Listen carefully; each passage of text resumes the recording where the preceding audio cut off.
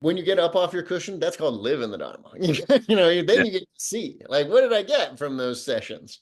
And how do we do that is the question. So having the right intention can have a big effect on that. Just the notion, today I'm going to try to be as nice as I can. It rattles through your consciousness. Of course, you're not thinking of it every second, but it bounces around. And then as you go for the gas pedal to cut that person off who's trying to get in, you're like, wait a minute.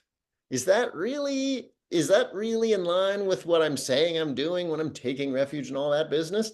Maybe not. And then the foot comes off the gas pedal, that you back off and the person gets in and they give a little wave and they feel like, hey, that person let me in, they didn't have to. And we feel like, hey, I let the person in, I didn't have to, I'm doing this.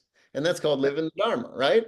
And it has immediate effects on the environment you're in. And what people often don't realize is it has incredibly deep effects on how you feel, because any kind of selfish orientation has a contraction kind of to it. And that contraction enhances the sense of me and other, the very basis of dualism, and dualism is painful.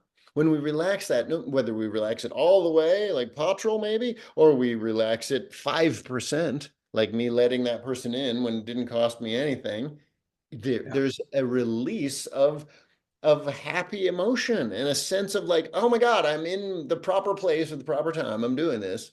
And not a sense of like, don't look at me, guru, right now. Look at me Yeah. in my cushion at 4 a.m. But instead of like, hey, look at this, I'm doing it.